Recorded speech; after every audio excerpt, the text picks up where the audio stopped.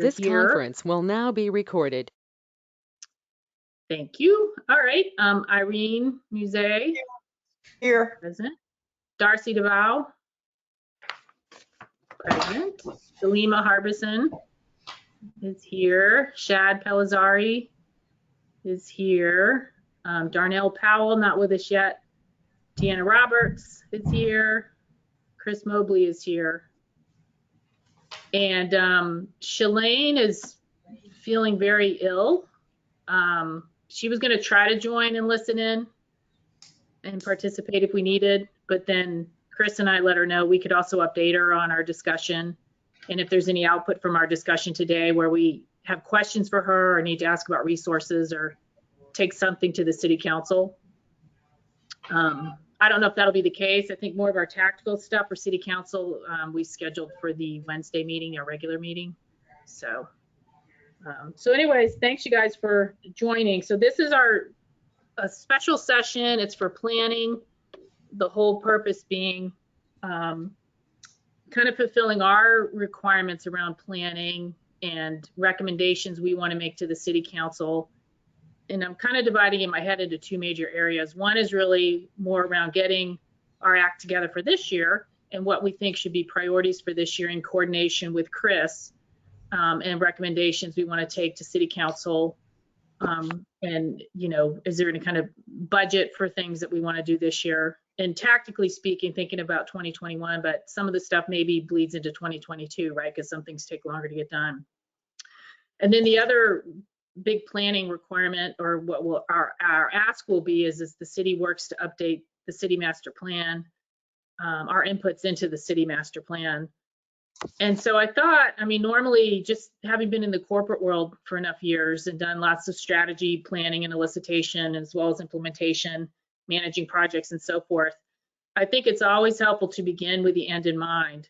What do we really want to accomplish? What are our key goals? You know, what's our vision for our city and for the parks and recreational spaces and opportunities and programs that we have for our fellow residents?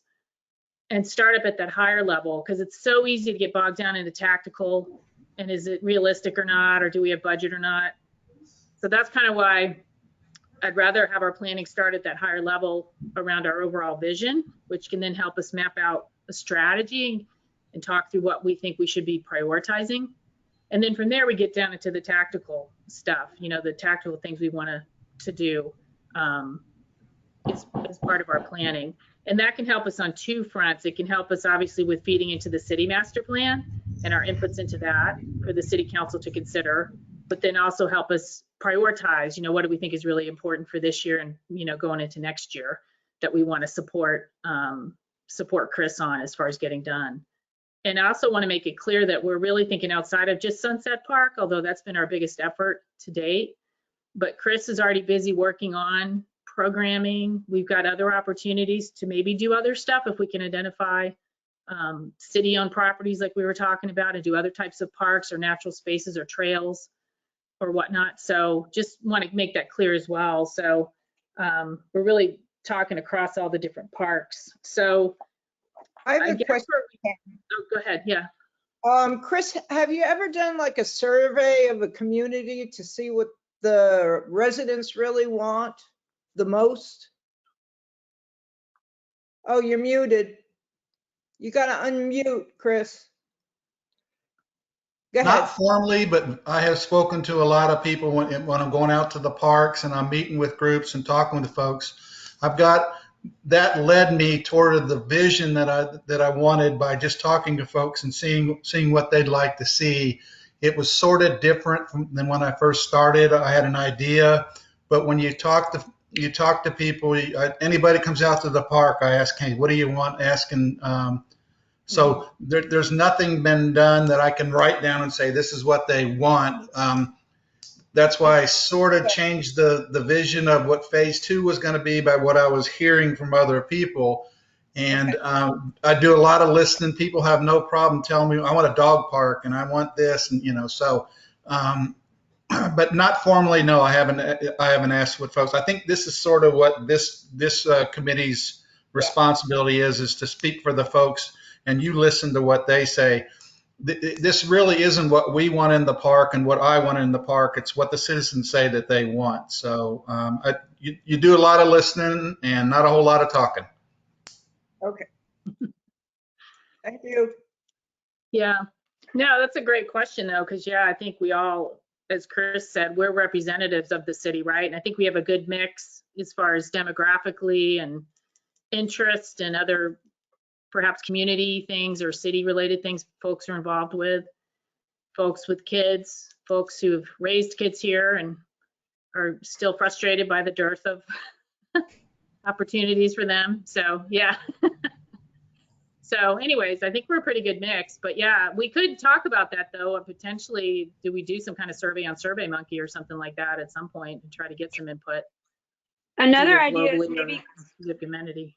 Oh, go ahead. maybe we could set up a booth like at the market, like a free booth, and ask people like at one of our big events, because we've gotten like where we have about 1,000 people coming through there in 4 hours. And normally it's a good mix. There's a lot of new people in town, like faces I've never seen before, which is insane. And so that's really interesting to me, is that it's changing so much. And it's so different than even 2 years ago, just driving around, seeing all the different people here. It's pretty wild. So I know that there's another group called Build the Bridge, and they kind of did something similar where they just set up a free booth and just kind of talked to people to see how they could help with some stuff. So maybe that's an idea. Okay, yeah, I like that. For sure. Yeah, I think any way we can get inputs like that would be Would that really be like helpful, and even farmers market? publish the Selena? results too. Are you suggesting like at the farmers market or somewhere like that, or? Yeah, I was thinking maybe we could do just like a free info booth, let people know that we exist, let them know like here's the emails maybe for some of us or whatever, if they have any input then, or if they think of something, they go to another park, they see something they like. That's one thing, I'm always at parks, and so I'm always like seeing stuff and jotting notes down like, oh, I really like this, and I'll take a picture. Okay. I don't know. They come from different places. We have all these new people. Maybe they have a perspective I don't know about. I don't know. Well, that's one way to get to a lot of folks that where before we don't have any publications really that folks know about because they're new to the area. So we're going to have to kind of have feet on the street, I think. Yep. Good point. Okay, so just going down our agenda, right? Kind of one was planning requirements, which you've already talked about. So number 2 then is talking through our vision for what we want for our city and our fellow residents, right? And even talking through priority objectives, both for parks and recreational spaces and also for programming. So if we want to talk about that, I know I sent you guys some notes that I just put together, just stuff that was top of mind for me, but that was just meant to be a starting point to kind of get ideas flowing. And I know folks have different ideas, so I can display those notes if you guys want, or we can just start talking about what we have as far as vision goes. I'm all up for discussion. I think I can present, right? Does David have to do anything to allow us to present? Sure.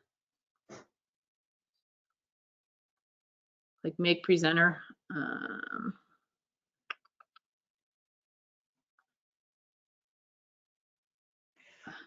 So Chris, the fields are like smaller than regulation fields for tournaments and stuff. Is that right? No, they're appropriate for up to maybe 14-year-olds, but when you get up into the high school age and bigger age, you'll need like 300-foot fences, and ours are like 275. So they will get you through T-ball up to the top end, maybe 14-year-old boys. So if you're wanting to get the high school ones, you've got to get like 300-foot fences. So they would require them to be a lot bigger. Most of the tournaments, though, will be Little League. you find out when kids get older, they either do other things or they play on the high school team, and you don't have as many tournaments of the, recreation tournaments. Those are done by high school level and everything. And the soccer's the same thing? Or? Soccer is, you can get 13 and under boys on that soccer field. It's soccer has a certain requirement in length to be able to get the older boys. I was cussing and discussing when I first got out there and said, you've got 30 acres and you can't build me a full-size soccer field. And you go out there and you see why you can't build a full-size soccer field. There's not a lot of flat land out there. It's very hilly, so you got to kind of go with what you can. Okay. Right. Hey, David, are you on? Can you make me presenter so I can share my screen? I don't know if he said it and forgot it.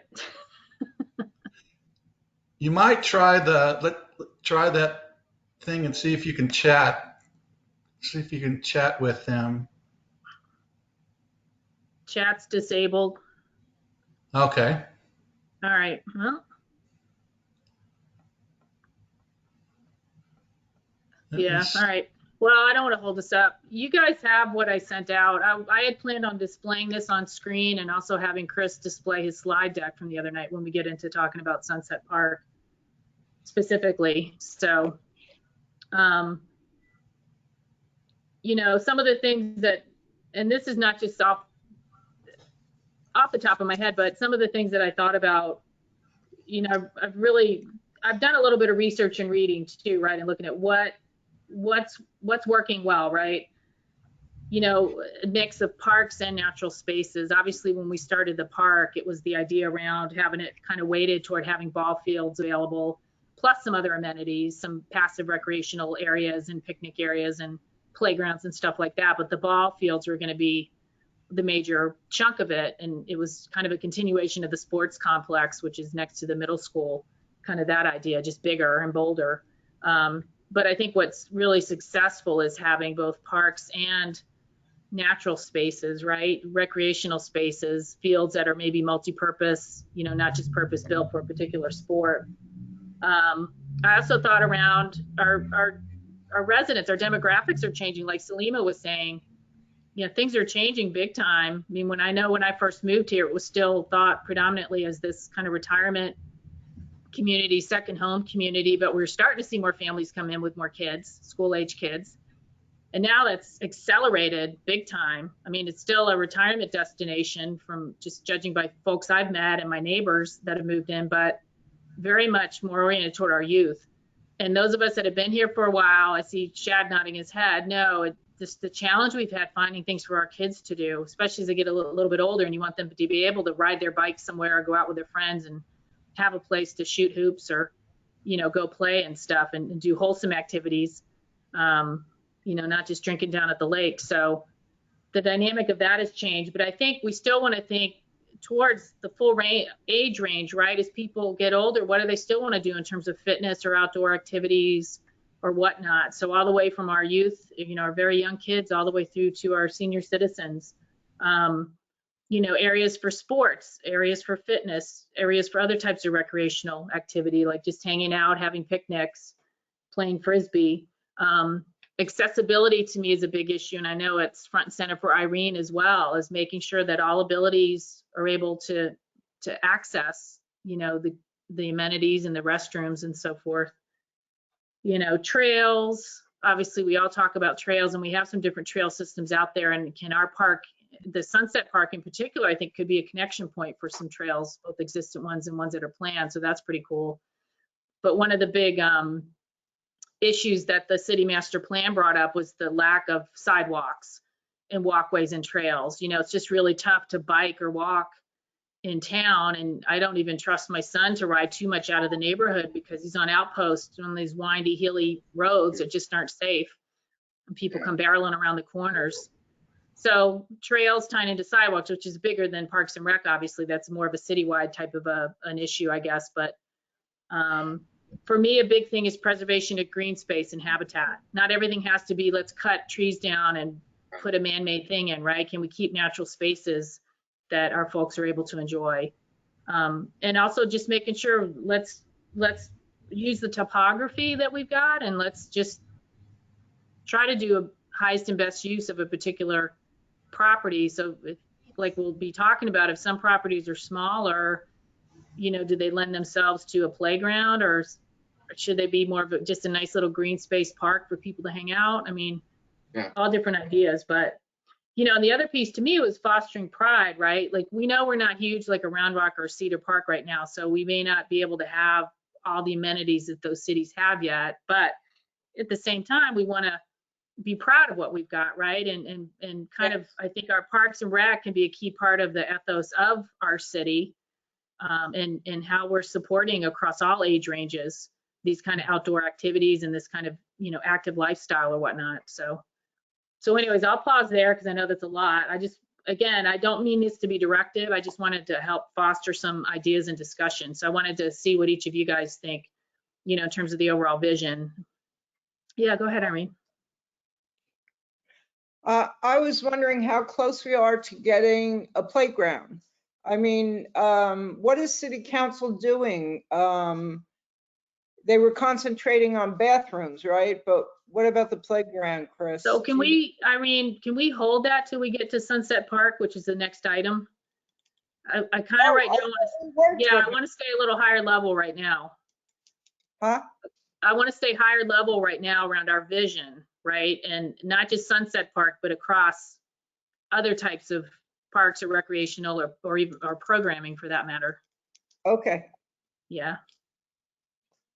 Yeah, what would you like us to be in 3 to 5 years? I think that's where if we jump ahead, what, overall, what do you want to do? Should we take care of bringing people in? Should we take care of the residents? Who do we need to, I think you did a great job on your points there, Karen. I'm looking at them and going, that's the vision that I would have. Because we would be changing from a athletic complex to a something for everyone, trying to make sure we're taking care of as much of the needs as everyone that we can, and in variety. That's my vision. Of course, I'd like to grow this. I mean, if we're going to do some of the things we're going to do, I probably will need someone to help me other than a half-time person. What do you want this to be? I always start with the vision of, I want people to say, have you seen what they do in Lago? That would be kind of cool. And because Karen, you're right, we're not going to compete with Cedar Park. They've got 80,000 people and a whole lot more money than we do. But we have the best piece of property around. I think we need to look at that. So what do you want the department to be? Who should we take care of? Do we collaborate with folks? Do we try to go the route where we're getting an indoor facility, because we don't have an indoor facility? So all we have to work off of right now is what we have outdoors, even though that's great. So what's the kind of vision? And Karen, you're right. I met with Kathy from the POA the first week I was here, and I asked her who's moving into these houses that people are moving out of, and she goes, young families. And I thought, okay, then we got a chance if that's what it is. So, what's the vision? What are we trying to make? I like the idea of not just a bunch of sports complexes and fields. Also, recreation can be whatever people do in their leisure. It's not just traditional. I want to be able to go out in the park and sit underneath the pavilion and read a book or look at the internet. So recreation's just not about the amenities. It's whatever people do when they're not working. So hopefully I'll stimulate a little conversation. I'd like to not speak a lot because it's a lot more important for me to hear what you guys want to do. I have the vision, but I need to hear what you're hearing, what you'd like to see, or it's kind of a futile exercise if I don't get input from you guys, because you're representing the city and the public. So. Yep. Go ahead, Darcy. Well, I would like to see, because I just heard, about the sports complex and stuff, and that it was all boys, and I didn't hear the mention of girls. So I'm a little you know, but whatever. But girls also play soccer, but girls also play baseball. I have nieces that are fantastic, almost semi-pro. But I would like to see like hopscotch things, or somewhere where we would have like shuffleboards or something that we can bring people together like as family units and be able to do some of the things like a man might bring their daughter to the park and want to have some park time with his daughter, but still be able to not just play on the playground, be able to engage her in some type of sports activity. So I think it's important. And as Irene had said too about handicapped people, it's very important. I think that we're all inclusive and that we realize that we have people on all spectrums that come to Lago Vista. You know, people have autism, people have, and I mean, even some great tree hanging tires, the big tires that hang from the trees, you know, that would be a great thing to see hanging somewhere for just some social fun. You know, you're walking with your kid and you want to walk down the street, and or you drove to a little park area, and it doesn't have to be so expensive. I think we've gotten into this thing where everything we're doing is in the millions of dollars instead of keeping it as we are in Lago, a very small community and very, you know, community and family oriented here. So that's all. Thank you. I was No, wondering, great point. oh, sorry.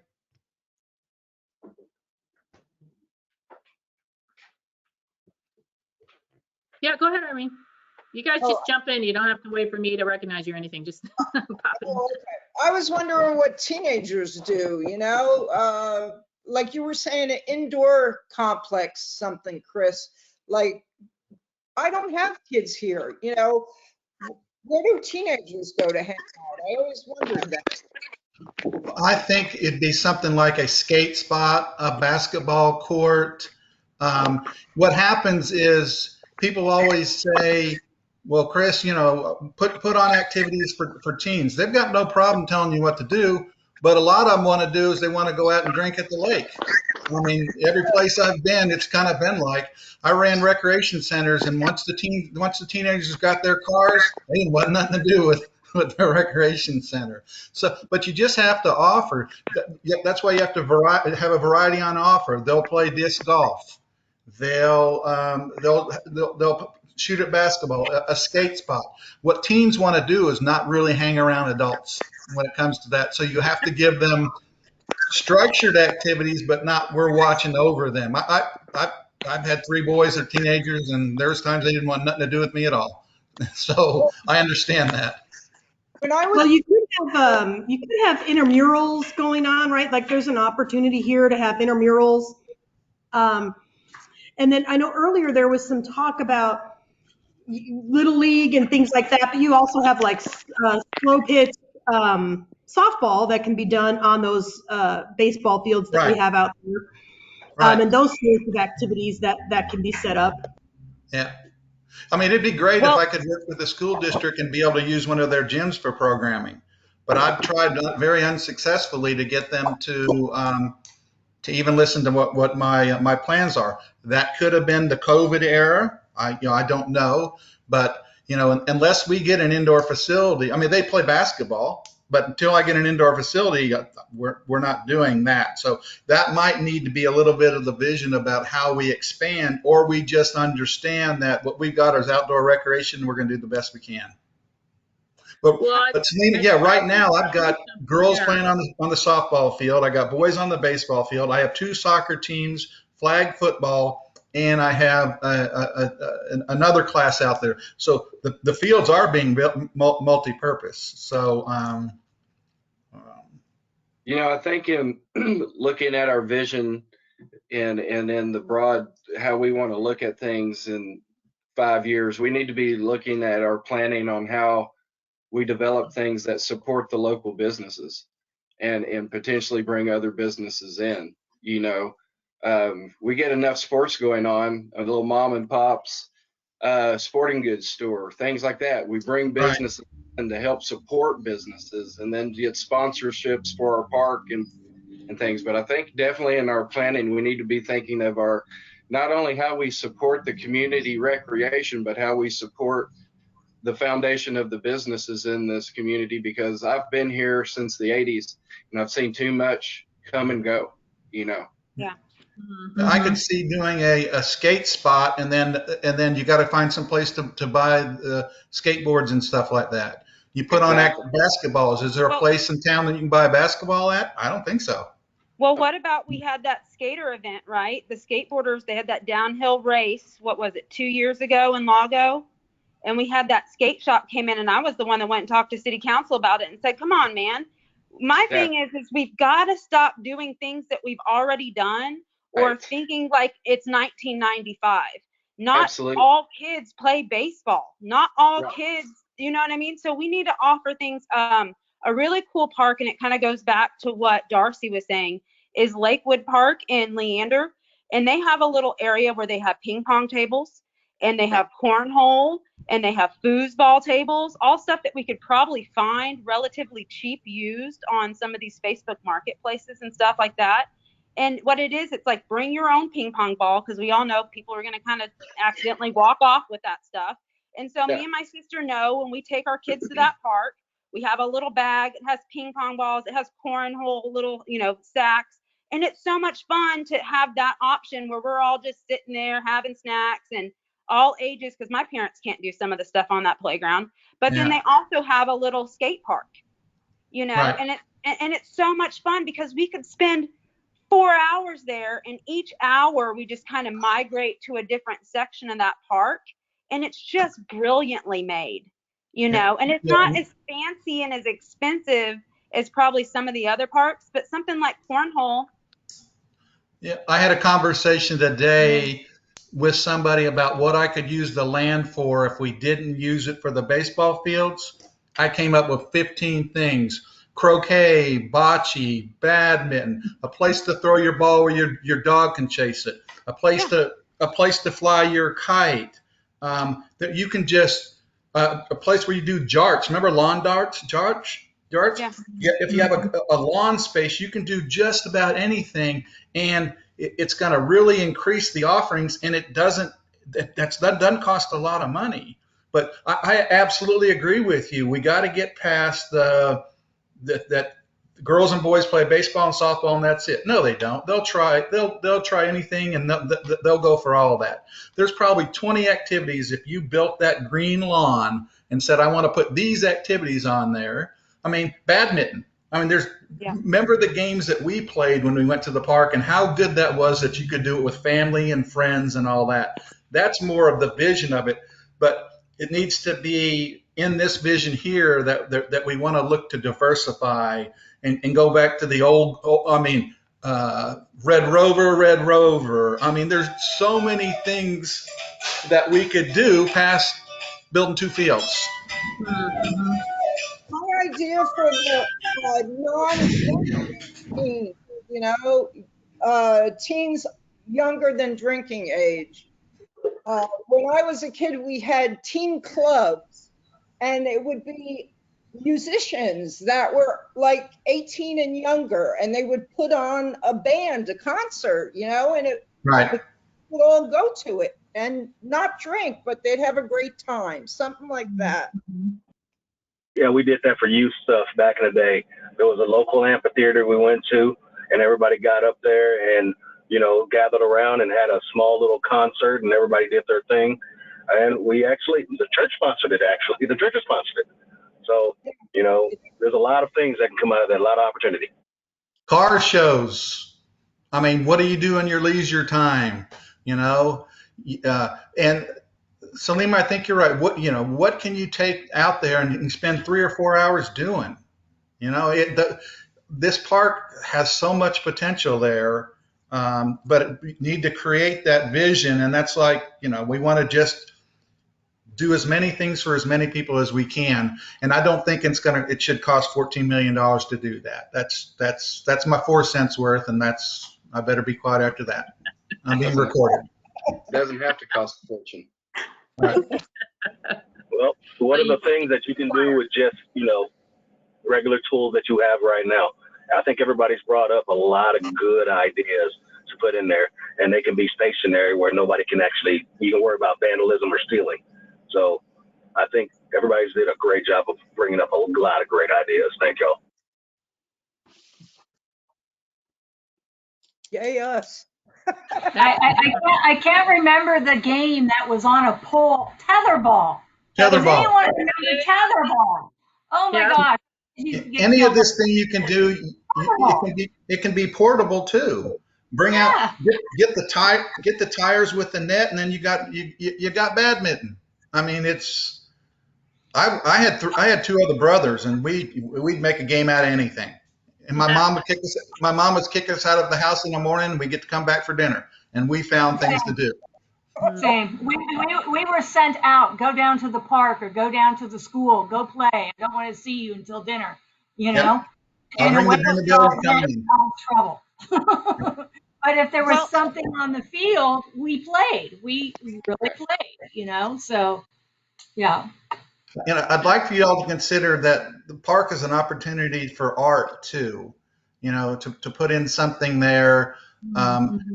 Every project that I set aside some money for some art piece and everything. So, because you know, people are going down to the scent garden, they're just sitting on the bench and just enjoying it. That's something that we need to offer. Well, you know, work into it where you make it a piece of art out there too.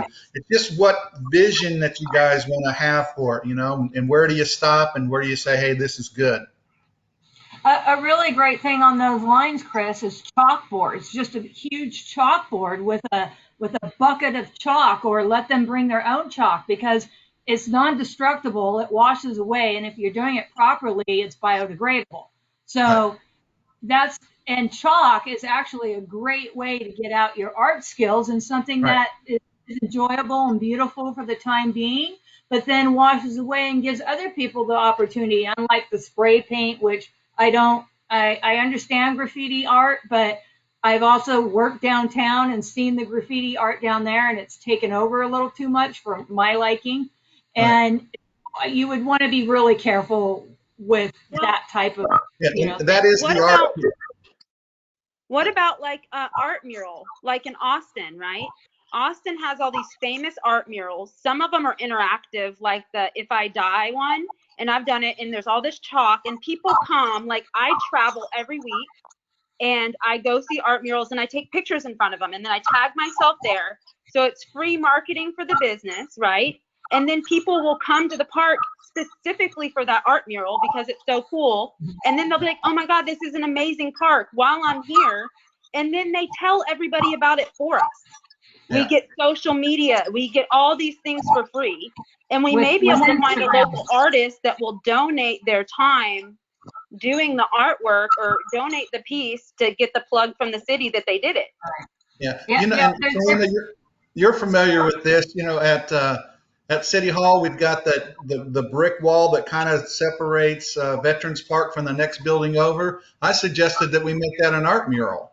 I mean, there's just, what do I have and what can I do? You know, you have to have that. I mean, that vision a little bit. When I ran a Kite Festival in Sugar Land, I had a chalk art contest. It was fantastic.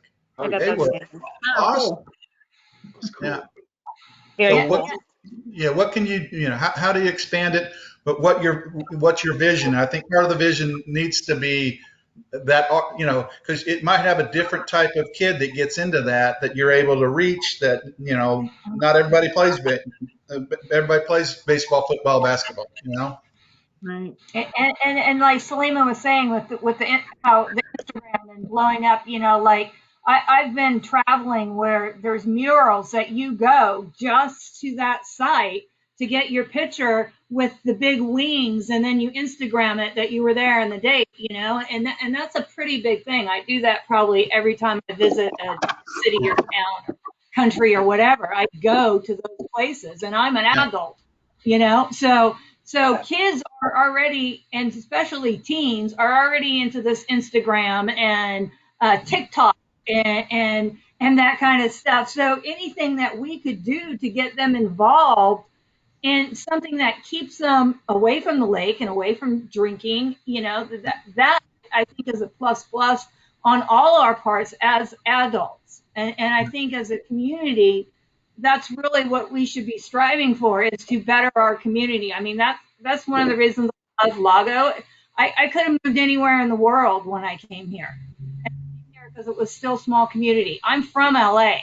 I don't want that again, you know? And so this was small town America for me, right in the middle of the United States. And it's like, I love that feeling. I love knowing when we had the big storm that everybody was protecting each other and bringing wood and eggs and all these different things. And I think I almost want to cry right now, because that was such a wonderful, warming thing for my heart to see my community. And I believe with being on the parks that we should be the folks driving this good aura feeling. If you look at all the other committees, they're all about science, more or less. We're about the fun things that we have to offer our community, and I really hope that we all see that as members. Well, it sounds like y'all are painting the vision, though. I mean, that's what we're talking about. That's what it needs to be. It doesn't need to be an athletic complex. We need to take care of our citizens. We need to keep people here. We need to keep people coming from Cedar Park to Lago Vista instead of going the other way. You know. Are we only talking? Are we only talking about Sunset Park? Or are we No. talking? Are there other opportunities? I just feel like, I mean, Sunset Park's a little inconvenient, so I think it will be good if there's other. I think that needs to be part of the vision on where else do we need. I think Bowden Point would be great on the other side of town to do some things there too. I think we need to establish that if we have parks, that we might have a playground in every park. I need a new playground at the Upper Sports Complex. You know, there's only so many parks that we have, but you will get sides of town that you need to take care of. I think why we're addressing Little Sunset Park now, because it's sort of in the news a little bit too, and what we can do. But I think we need to. I mean, we have 2 pieces of property up at City Hall that we can do things with. You know, there's, and maybe part of that vision is that it's geographically spread out, or that it takes care of neighborhoods or something, and not just one regional park. Right. Yeah, that's a great point, Deanna, and it's in our agenda a little further down to talk about that more specifically, because like Chris said, there is some opportunity with either currently city-owned lots or maybe properties the city could acquire to have some other parks or trails or amenities located in other neighborhoods, you know, kind of the other side of town, so they're more easily accessible, and potentially in neighborhoods or areas would maybe take ownership of those parks, not to build them or anything, but maybe to keep them up and, you know, make sure the trash is picked up and stuff like that. But anyways, yeah, that's a great point. So we'll definitely discuss that.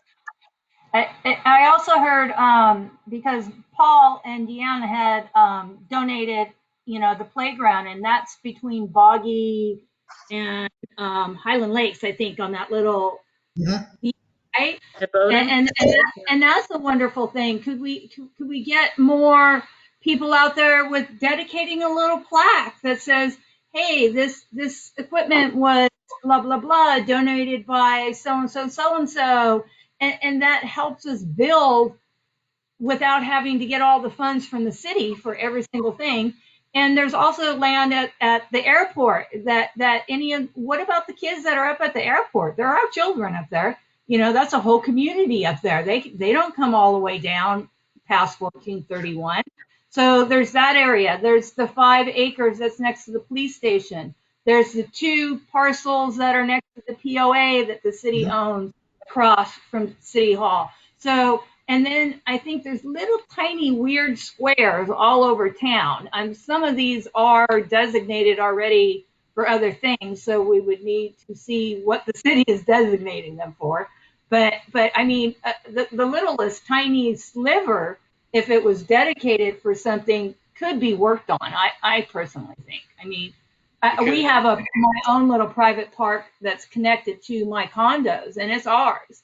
It has oak trees and 5 picnic benches and a couple little barbecues, and we only have 13 units, and we have our own park. So there's a lot of beautiful things here in Lago, and I think it's really that we could do so much with so little, I think. Right. Mhm. And I think that's our role, is to say, I'd like to have a labyrinth that works for folks, and I have this piece of property that it would fit on, and then you have to work it out. Do you got to have a bathroom? Do you got to have parking? But I think it's up to us to say, these are the amenities and facilities, and these are the things that we'd like to see, and then try to work backwards from them. So, but yeah, there a lot of opportunity. Always, there's never enough money, but some of them don't cost a lot of money. It doesn't. Putting a playground in at Bowden Point, you could probably get a playground for $50,000. It'd take care of that whole thing, and it would be. I mean, they're using the heck out of the piece that was donated. I mean, so we know it's there. So, but the vision needs to be, this is what we're trying to do. These are the amenities that we'd like to see. And I don't know that we get into it, but if you read a lot of the comprehensive plan, it talks about the city working a little bit better with the POA on things. That's a whole nother issue, but that's they're part of Lago. When we're part of Lago, is there a time when we sort of get together and say, you guys take care of this need and I can take care of this need? And as long as we keep them separate, we're just not going to be offering for as much as for everybody else. But that was discussed a lot about what the parks should do, is work with the POA too. So I've actually gotten to two discussions with some people. One is the businesses helping actually put some of those amenities on.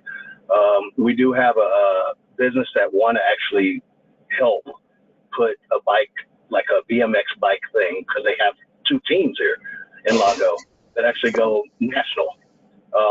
They want to actually discuss with the city to actually help build a bike course, a BMX bike course, so kids can actually get on there and, do bikes. The second one, working with the POA is a great thing, and that's what I want, especially because they have basketball goal already. So the city didn't have to actually do anything for getting the indoor basketball. We can work with the POA, probably help them figure out, closing in their basketball court, and so people can go in there when it's raining.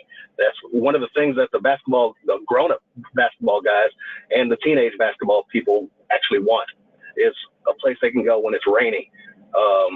So that's a different thing. Those are the two things I wanted to bring up. Who do I actually get in contact with? I get in contact with you, Chris, with that business that wants to actually do it. I've already got a couple people that come out to the park that have said they will build mountain bike trails on the trails that we are on, the offshoots of where we're at right now with the trail we have at Sunset Park. So it's about leveraging resources, what can be done, what phases they need to go into. I think it's just our role to say, these are some of the things we've identified, and then it's a pretty easy thing. We can ask for a certain amount of money or do whatever, and eventually said, well, this is what we have. This is what we have. You guys supply the vision. This is how we can best meet that at this time. It may be a 10-year plan. The vision may say that we need to, when we're thinking about beginning and the end in mind, is that 5 years? Is that 3 years? Or is that 10 years? Those are different ways of getting to it. So, but yeah, send it my way. Chris, I was wondering, you do has to be approved by the city council? Is that what you're saying? What's that, phase 2? Well, no, every single thing that you do at the park has to be approved by the city council, or do you have like if it costs me money to do it, yes, because they're the ones that approve budgets. So, and it's not the worst thing. I mean, I'd run out all the money in the world if I did what I wanted to do. So, but yeah, and council, I mean, that's their role too, is to represent there too. I don't get money a year to do just what I want to do with. It's in some places I'd get $20,000-$30,000 to do improvements to my park that I needed to get done. But right now, I mean, the pickleball people are asking me to redo their courts, and it's going to be about $15,000. I don't have any money for that. That's not budgeted. That's why we go through the council process. And this is the start of it. These are the things that we'd like to see. And so I say, okay, here we've identified this. We've identified the cost here. We're ready to move here, but will you approve the money for it? You know, we want to do something at those 2 lots next to the POA. So we put something together. We say we're going to do a splash pad there or something. This is what it costs. We put it in the budget. They say you can do it or not, weighing it against all the other things that needs to be done with the city too. But you guys are the one that generates the ideas about what you'd like to see. I can just come to you and say, I know you want an amphitheater that'll hold 5,000 people, but I'm going to have to build 1,000 parking spaces. You know, and so this is the whole, you know, this is what you want to do. Tell me what you want to do, and we'll bring it forth. We'll recommend to council what you'd like to see. They were the ones that got back to me and said, make sure you run your presentation by the parks people, because they're gonna recommend and have ideas about what facilities we need. So this is a great opportunity. If I could say, I'm sorry, it's Shalane, sorry.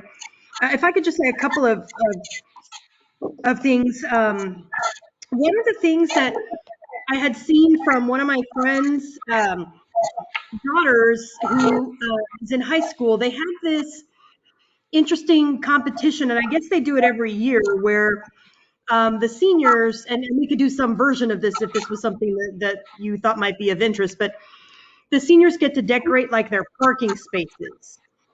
And they turn that into like a competition. So it becomes an art competition. And these seniors come up with these really fantastic looking parking spaces that they, you know, paint or, you know, whatever. And that's their space for the year then. And you know, if you wanted to do something like that at any number of places in the city where there's parking lots, you could.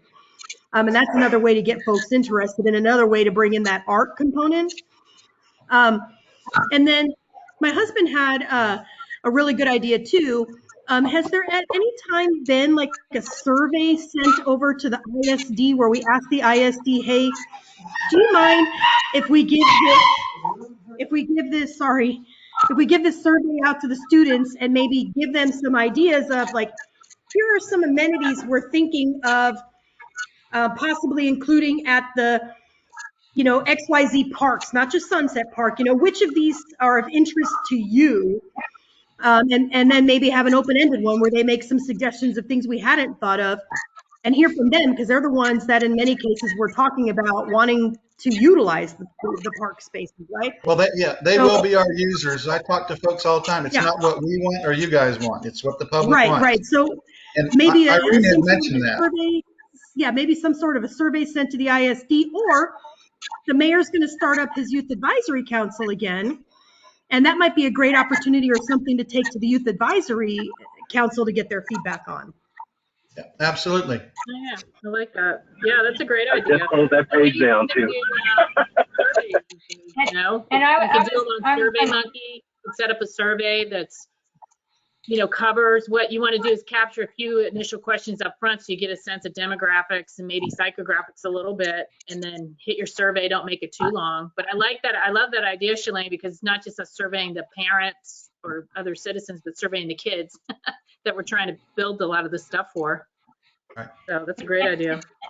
And I was going to ask, because Darnell, I actually know Ty Bennett, and he's a BMX, and he trains and all sorts of things downtown, and he goes all over the United States and all over the world. So he might actually be interested in a free consultation with us about coming out and what to expect with the BMX dirt, you know, because you have two different times. You have the dirt and then you have the cement.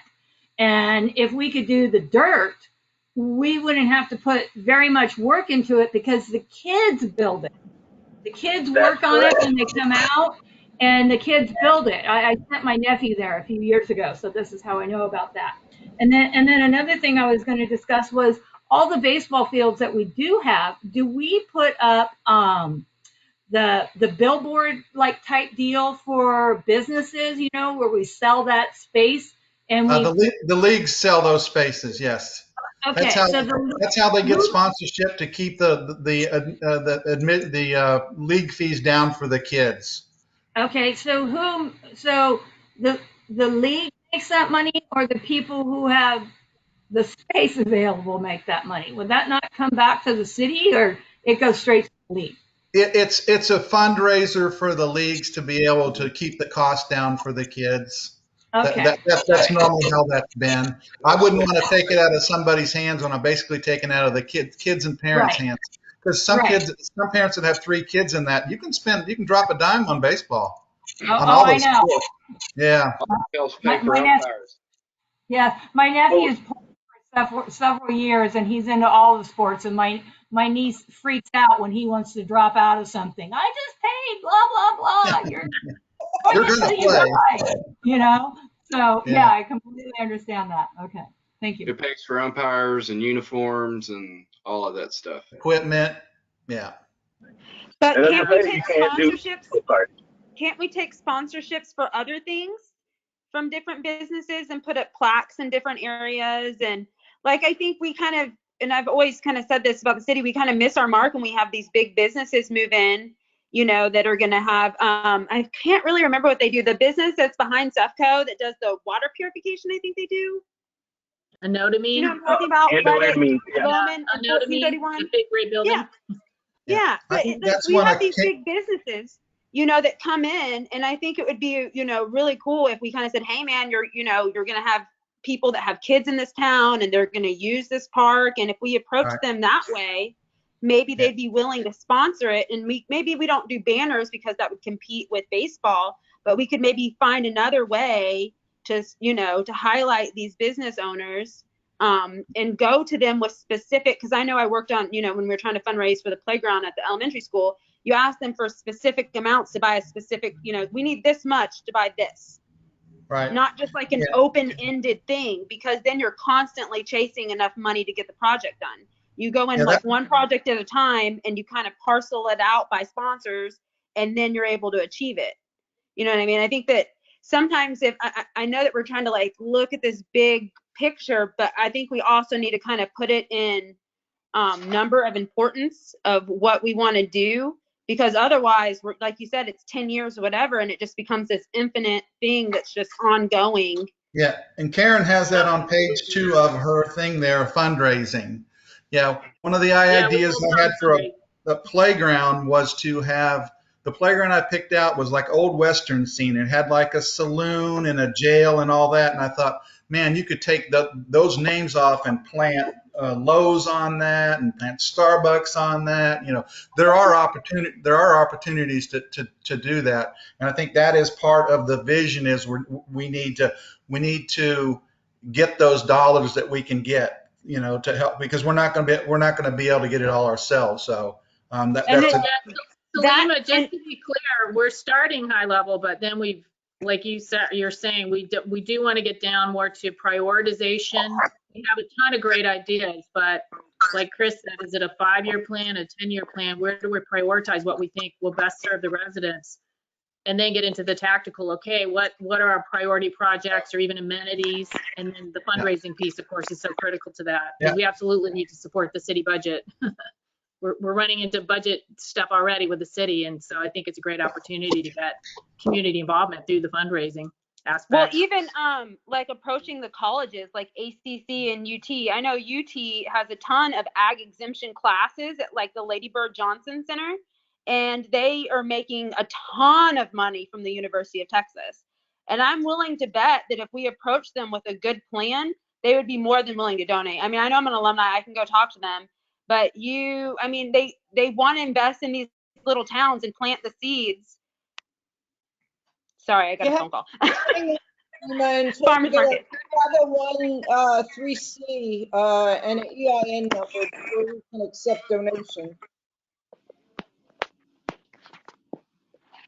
Yeah, I think that, you know, dream bigger. I always say that, dream bigger. Go to HEB. You're talking about an amphitheater. Why can't we go to HEB? And everybody wants an HEB in this town. And what I've said all along is we've got to get them to invest just a little bit and get like their toe in this town and get their mouth wet for Lago Vista. And then, you know, we can maybe lure them out here because they're invested. And that might be a great way for us to get an amphitheater. You know, that might be, the thing I've always been frustrated about being involved with the city is they've never dreamed big enough, right? everybody's always told me, we can't do that. Things have never been done that way before, Well, this, that, and the other. But why can't we? All they can say is no. And demographics. I know, So, I'm sorry. No, I agree with you. They wanted to keep it a certain way, but the demographics have changed, and like you said, and yeah, we gotta change what we're thinking. Sorry. And I think we approach them because those companies and these schools are eventually going to come out here. ACC looked at that empty shopping center. So ACC's already got an eye on Lago Vista. Why don't we, exploit that a little bit for our benefit and say, you could come out and use the park for, why can't they have a class out there? Did you know we don't pay, we have to pay out of district tuition for ACC? Yeah, I know that. Yeah. It cost me over $1,000. Yeah, that's great, Selena. Course. I'm just saying, you know what I mean? I would love to be a part of something that just dreams bigger and reaches for the stars. And if we don't get everything, cool. But what if we land one of them? What if we have one yes? That would be awesome. That's what I'm going for. Is let's get one big yes, one big fish on the line that can really help us do something that will get people talking on Lago Vista.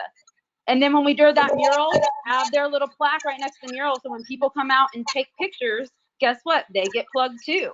And that's, that whole thinking like it's 2030 instead of like it's 1999. Let's think about where we're going to be when this 10-year project's done, so we're not redoing stuff because it's outdated. Well, that's your vision again. That's, you guys are figuring it out. Yeah. Yeah, great point. I like that too. I like the thinking big because, I always think, small dollar donations from residents, but no, you're right. Let's go land some big fish. You'll pick up a complete amenity or a big component of an amenity, and yeah, get the bigger dollars coming in to supplement the city. And then once you have one, you can use that as leverage to get the next company. Yes. Right? You go, well, HEB said yes. Why won't you say yes, Home Depot? Because they want to compete with each other and they want their names next to the other person's name. So you're not just thinking of, that's spot on with marketing. So, yeah. Great. All right, good. All right, well, so anything else kind of more from a vision, thinking big standpoint? Because if not, what I was going to do is ask Chris to present what he presented to the city council meeting last Monday on the kind of revised and updated vision for Sunset Park. So we'll talk about that part specifically. But before we go there, anything else from you guys while we're on this train of thought? Go ahead, Darcy. Yeah. Can he present? Because I thought that was for the next meeting. Can he present? Has someone made him a presenter that he can show his? Because Chris had it was great.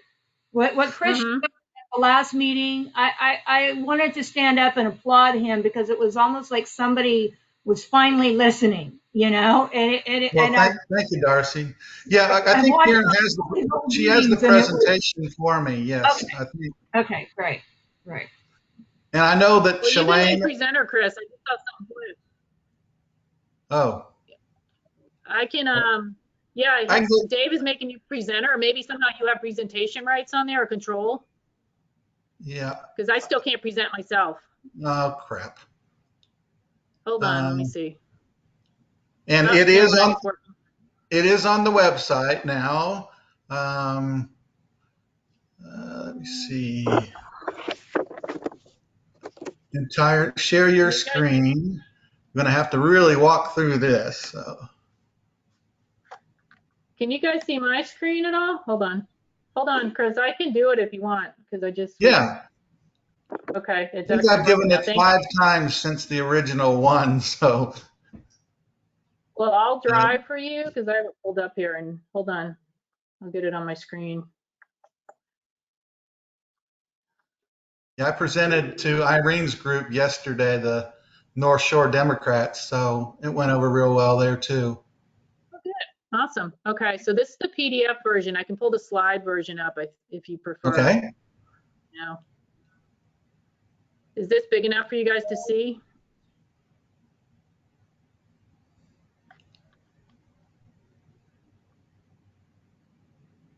Yeah, it's on my screen. It's hold on. real small. No, that's me. Let me fix my monitor. Sorry, you guys. I use Zoom a lot, not GoToMeeting. Well, this is the same problem I ran into if you attended the meeting. I had my wife working by my side, pushing all the buttons, trying to get it to work for me. Yeah, no, I just gotta practice with GoToMeeting. Yeah, you can't see the slides, but I have a copy of the presentation. I can just kind of give it, and it is on the city websites now. Um, Hold on, I've got the.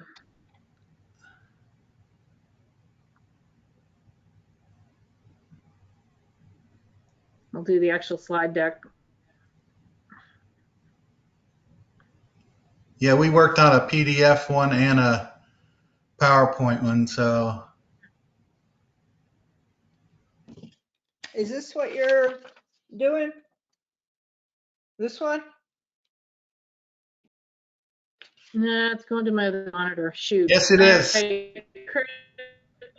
If you can present, or I can do the PDF, because Okay. I'm gonna have to play around with Or meeting. Irene can just hold it up. She's got the presentation in front of her. That's it. Can you guys see my screen? Tell me when Can you guys see my screen or no? No. So you can't, oh, it showed me that you guys could see my screen. Sorry. Hold on, share screen To your again. left. Oh, Irene. here we go. Oh, there you go. Uh-oh. All right, hold on. Oh, that's beautiful. Looks All right, like can you see my screen now? Yes. Yes. Hey, there we go. Is that big enough? There you go. Yes. Okay. Well, I can see it. Okay, I do sorry, have guys. to. Yeah, Sorry, I was have trying to give, get the right monitor.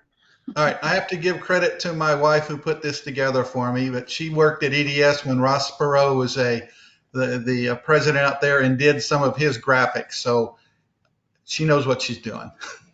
Oh, awesome. So the Lago Vista Lago Vista Sunset Park, something for everyone. And the crux of it is to diversify some of the offerings, so the boys and girls that just not playing softball can do other things. So what in the crux, what I was trying to do was say, if we don't do, or here's the vision, a Norman Rockwell painting, for some people who know where Norman Rockwell is. You're going out there and there's kites flying and dogs with the catching and people on the playground, and it's families, and it's, hey, look, this would be a great place to live. I want people to say, look what they're doing in Lago Vista. Have you seen what they're doing in Lago Vista? They have this bank shot thing, and it's so cool. I want people who are planning to move to Lago Vista to get on the city's website and say, have you seen what they're doing in the park system? This is fantastic. My kids will have something to do, a good place to grow up. If you're relocating from Lago Vista, say a company or Burger King or somebody wants to relocate there, this is why this is such a great town. These are the things that we have going on. I want people to visit from Cedar Park and come in, and hopefully we'll get something past just a Sonic and come visit some of the other restaurants that we have here. And if you're living in Lago Vista, I want people to be proud of what we have. So the vision is something for everyone, something you can build moments with your kids and grandkids on and say, I remember when this happened, or I did these things. So taking away it from the athletic complex type of thing to a park for everyone. Okay, you can go to the next slide. Okay. Oops. Come on. Hold on. I'm sorry. Okay. Again, diversifying recreational opportunities. It's really that simple. How can I reach more people? How can I reach different people by offering different things? So the first slide would be I believe when you go there, that was a picture of the bank of the, so eliminate the 2 baseball fields. I just got to it, trying to be very transparent. This is how I'd go about it. Getting a playground. You do not have a park unless you have a playground. I mean, that's the most simple thing. So I've priced out some 2 to 12-year-old playgrounds that are covered that are very nice, that would work well there. I just think you need a playground. The skate spot is what you see in the picture there, and it's a smaller skate park, but you can do all the things that you need to do on it. And more than anything, it's affordable. This piece was, Pflugerville did one for maybe about $120,000. I think it would be a tremendous asset to the kids to be able to do something different. And I feel sorry for the kids that are skaters. They get kicked out of everywhere. You can't have you can't skate here. You can't do this. You can't do that. I think it would be a tremendous asset for the kids to have in this inventory. Basketball bank shot, that's the next one. And I don't know if you can click on that thing there, and it gives an idea of what a basketball bank shot is. If it doesn't, here's what it is in a nutshell. It's 24 baskets and they're all different. The backboards are all different geometric shapes, and you have to, there you go. You have to bank it in a certain way for it to go through the hoop. It's totally handicap accessible. You can roll right up in it. It's an art piece because it's all different colors and all that, So it's something, I think the closest in Texas, someone might be doing it in Mission. So, and it's one of those things they're going. All right, I'll let you hear the. A few months ago, maybe more than that, actually, probably a year and a half ago, I came across a website that had this system in the background, and it was just mesmerizing to me. And I immediately found out where 24 kids can play at once. Dr. Brenner. I've been in the field of adaptive physical education and inclusive physical education and recreation for 21 years. I did my undergraduate work at Old Dominion and my graduate work at the University of Virginia. So although Maryland is not the same state, it's close enough to feel welcome back a little bit.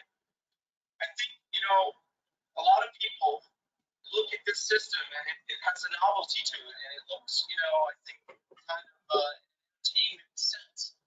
But the real strength of this is the educational component. It's part of the spectrum of services that children and all people need.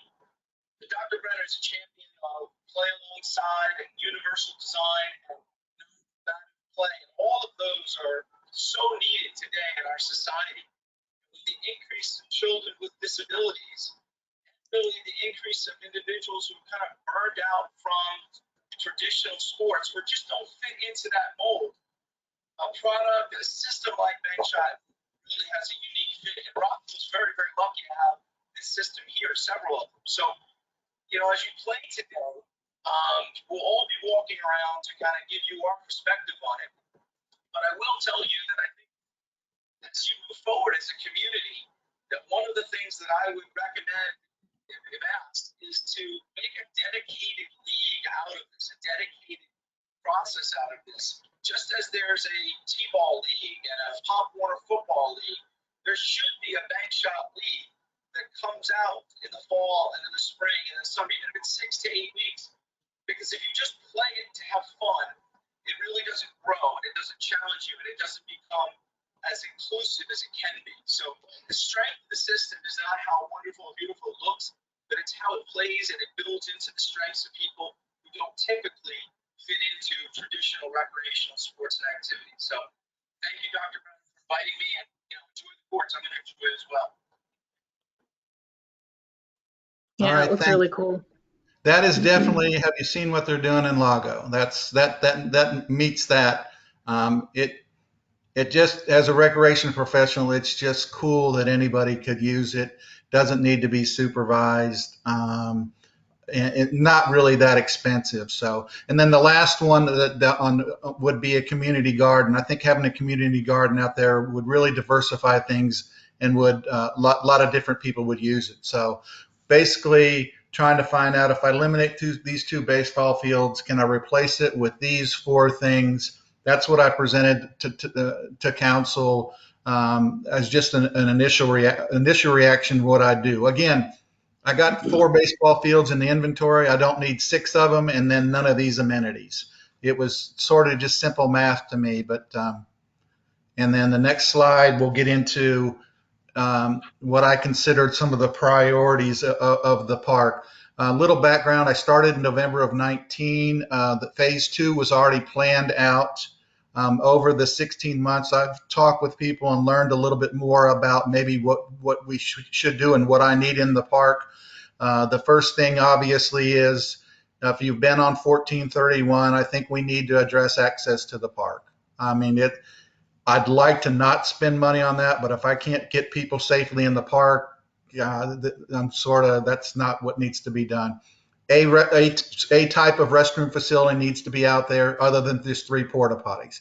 Now, what's to be determined on that, I think we'll discuss in the April 27th meeting when I meet back to council. But if I got access in and I got a restroom facility, let's go ahead and pave the parking, and I got a playground, I got a park. One of the things I think that was driving up the cost of the restroom to start with is we were going to attach a storage shed to the back of it. So I'm proposing that that we build a portable storage space where I can keep my equipment in, and then don't eat up the space in the restroom with a storage building. Just add more stalls. So that would be my recommendation. Think you need a playground. You've seen the skate spot, basketball bank shot I think would go well, a community garden. And then I even got into maybe my next phase things to continue on with the vision. And that would be, I've got 90 parking spaces. That's not near enough. I need more spaces. A covered pavilion would go great there. You could then as grandparents and parents, you could take your kids down there. They could have a birthday party. They could play on the playground. They could use a lot more of these activities. So, I was out at the park today and it's hot already. It's the middle of April and it's already hot. So covered pavilion. Trails have been super, super successful. Need to do more of those. And then I need to get electric and lighting in there. And then there's other next phases, and that's my Buzz Lightyear thing there about other things that you'd like to see. But what I'm trying to do is just to diversify, again, the offerings. Have a place where you could pull food trucks in there, and then people could go out to the park and eat out there on picnic tables and have a food truck. A pump track, that's sort of like the BMX thing that Darnell was talking about. Disc golf, a labyrinth, splash pad, amphitheater.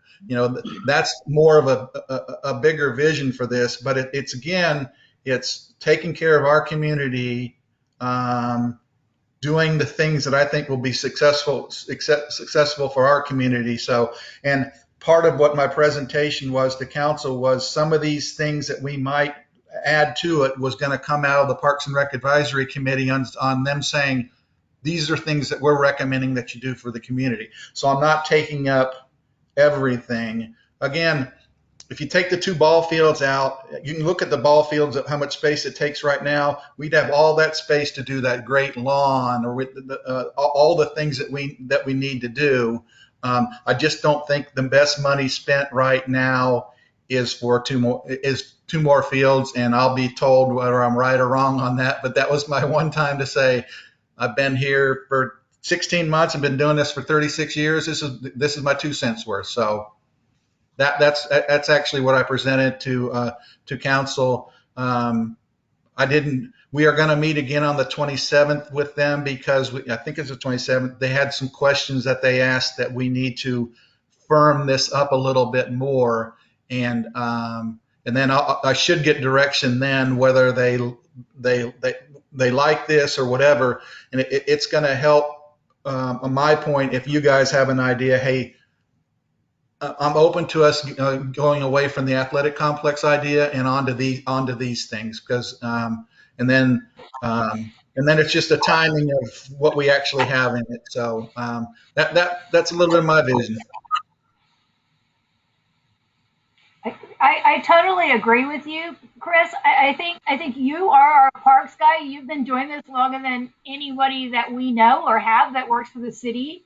And I watched your presentation, and then I saw it again, and I thank you for finally getting it up online. And that was my point, that I wanted more people to see your presentation. Yes, it was nothing against you. It was that I want the citizens to be able to see your presentation So they can come back and give you other things that they would like, because this is about the city. But I think a lot of your things are spot on, that with the baseball fields and the point that we have up there. Even if we thought about doing a race, remote control, those remote control car things, like they make Yeah. little weird ramp things for them too, which would be fairly cheap to put in Yeah. I anywhere. did That one of, I did one of yeah. those in Sugarland too. Another idea I had was a drone racing place where, Yeah, you I think know, you there's just so many ideas because it's such a gorgeous piece of property, you know? I think you have great ideas, Chris. I do want to. I don't want to sound like I'm a person, but I think you have great ideas, and I really think that City Council and the citizens of Lago Vista should allow you to do what we've hired you for, and that Right. is to help us lead this park in a direction that we want to see it going, because this is what you've done with your career, and so Right. I think that, Chris. Well, I appreciate that. Yeah, it was nice to be able to kind of step in because council had it on their agenda to talk about this. And I went to the mayor and city manager and said, can I share my vision with this right now? I shared them what I wanted to do. They said, absolutely, Chris, go out there and talk with folks. So that's all I can do is say, hey, look, this is what I think. And I know my card says Parks and Rec Director. It doesn't make any decisions on some things, but I just wanted to get out there what I think we could do for the citizens of Lago Vista. Yeah.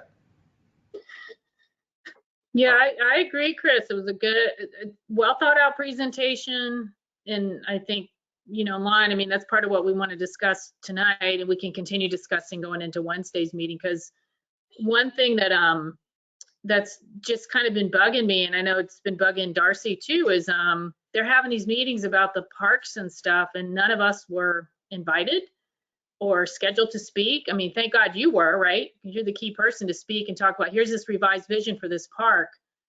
But I think making sure our committee has that kind of direct input, and we can provide the input through Shalane, of course, and follow that track, and we need to. But I think having a couple of us on there, kind of, Chris, to support you and bolster what you're having to say is going to be important going Yeah, forward. it was just unfortunate timing because we had already met and I needed to get this to them. So the ideal thing is to get it to you guys before and then we go. But I just wanted to take advantage of the opportunity to be heard on this. And I know Darcy was at the meeting and Shalane was, and Karen, I sent something it dawned on me right before, hey, Karen, this is what I'm going to be talking about. So you'll know. And you said, if you need my support, I'll be there. So it was backwards this time, but it's better that we develop this vision and these plans and all this kind of stuff. And for me to run that by to get support, or not even support, but Chris, hey, look, I don't think that's a good idea. I don't always have good ideas. That's not a good idea to do that. So,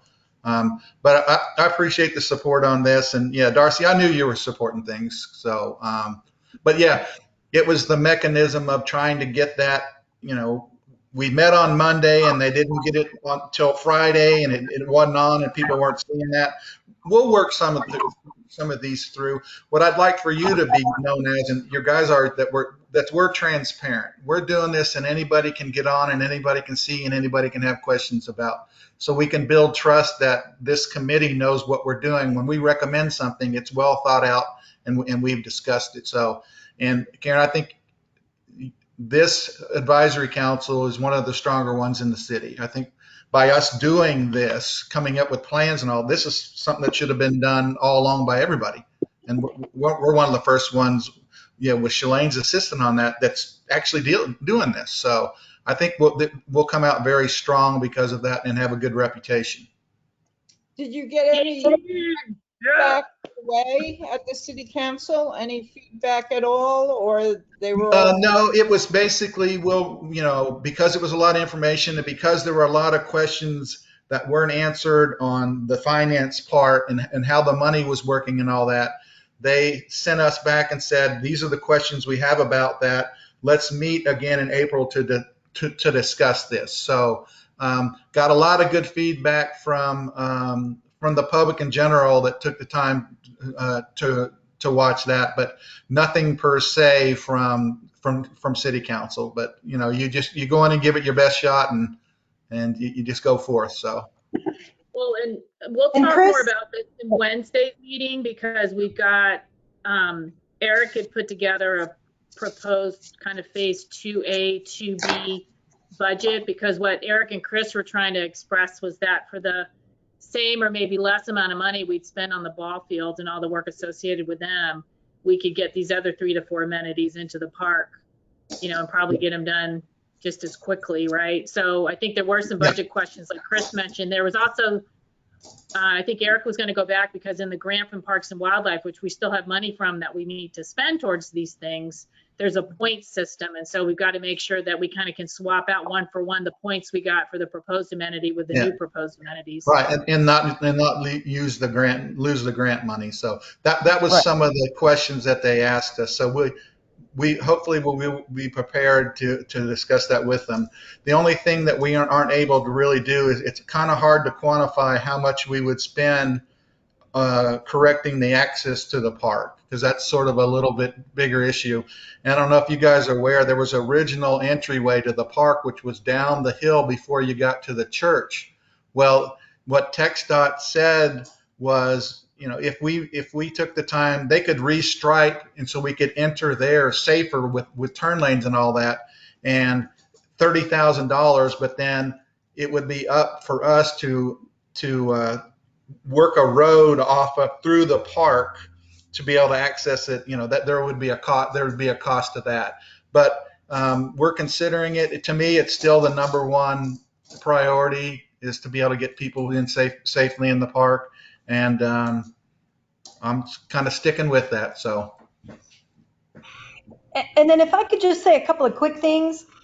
So typically, at least in my experience so far anyway, city council we don't necessarily invite the different committees and commissions and boards to speak at city council meetings.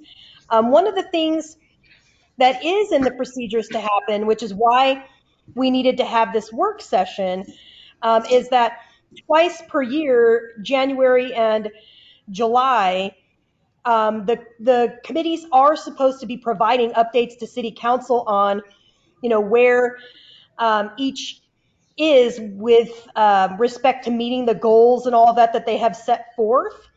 Now, it may or may not be members from the committee that are speaking, and it might be the liaisons. I'm not quite sure how that's going to work, but it's something that hasn't really been followed the last several years, that even though it's in the procedures. And that's one of the things that I'm really big on, because I think it's important for folks to get these updates so that the council knows what's happening in these committees and all of that. So while we may not necessarily invite folks to speak, I will say, though, that we always encourage citizens to sign up to speak at city council meetings. You can speak at the beginning on anything, even if it's not on the agenda. And then, of course, if something is on the agenda related to the park, you can always speak to it when that item comes up. But if you think there's important historical information for the council or the citizens to be aware of, by all means, I encourage you to sign up to speak at any and all council meetings to provide some of that background. And then, like I said, now that we're kind of putting a plan in place, there will be opportunities to make sure that council is aware of what the Parks and Recs Committee has been doing, and for opportunities for council to share their input to the Parks and Rec to kind of maybe, you know, provide guidance or direction if that's needed, et cetera. So, you know, please always feel free to speak at any council meeting if you want to provide some information to the council. Okay. Yeah. Thanks, Shalane. I appreciate that. Yeah. I think in this case, it was just backwards, like Chris said. And it seemed like the concern, I guess, was they were going to make a budgetary decision and maybe chop the budget, or, you know what I mean, make substantial changes to it potentially without even hearing from the committee, basically. So that was a big concern I had. I was pleased I thought the council asked really good questions, and the action items coming out of it were, to me, very reasonable. You know, they're asking all the questions that I would be asking. And so we've got a little work to do, research to do to come back with the answers. But what I was looking at when I looked at the budget, and this, again, we're getting off kind of more into what we'll discuss in Wednesday's regular meeting, is that it looked comparable. Like, you know what I mean, Chris? Like, we're not asking for more money necessarily. It looked comparable, or maybe even a little less of what the spend would have been, but we get additional amenities in the park. So that was the goal. I don't, again, in the 5-year plan or 10, wherever it goes to, I don't think that the number that's been floated out there is what this is going to cost. You know, because we're looking at things that people can do without having the huge cost. Like someone said earlier, doesn't need to be the big dollar items and all that. You got the big dollar item in the most beautiful piece of property around. You know, it's a dream to be able to be able to do things at this park. It's just I was from Sugar Land. Everything is flat and you don't have anything like this, and it's just gorgeous. And we have 300 additional acres for later phases too. So if you guys are on the parks on this committee, you're going to be doing this for a while. If it's all developed. If it's all developed, because we also I heard some folks say, you know, is there some possibility to leave some of that for greenscape? Yeah. That it's not all developed, you know, and support wildlife habitat, et cetera, et cetera. But yeah, it's a long-term project. And I think the more information and research this committee can put together with respect to what things might cost, you know, later on, for the different things that you would like to see, or the citizens would like to see done as a part of not just this park, but all parks, the more helpful that will be, because, you know, like it or not, the budget is not infinite. And so we do have to make sure we're working within our means. And the more that this committee and other committees can do to, you know, put numbers on things that are realistic, you know, the better, the less resistance I think there will be all around. And I know they just did a golf thing with the elementary school, the PTO at the elementary school. They did a golf thing, and it would be great maybe to do like a building birdhouses with the elementary school. You know, that we can get the elementary school kids involved, give them the tools to build the birdhouses, and then bring them down to the park as a field trip to place their birdhouses. You know, so to me, all of these possibilities are just infinite in areas that we could come up with that could really get a lot of the city more involved, or the community more involved, and less city, you know, like to where if we could get the ISD, you know, to help to get some of these programs opened up with the school districts. I mean, because kids are our greatest resource. I totally believe that. I totally believe it takes a village. You know, and I think we're a great village. So if we keep coming up with these kind of plans to do things, you know, you said we have the smell sense park, you know, part. It's like, why not try to do something, since we've taken out so many trees, to bring back in the wildlife and the birds and that kind of stuff for bird watchers even. You know, we have the park, the big conies right across the street. So why not kind of incorporate that with what we're doing, I think, as well. Thank you. Yeah. No, all great ideas. So let's finish up on Sunset Park for now. We'll be talking some more on Wednesday, but any other thoughts or comments? Do you guys have feedback for Chris on the plan, especially the initial set of priorities?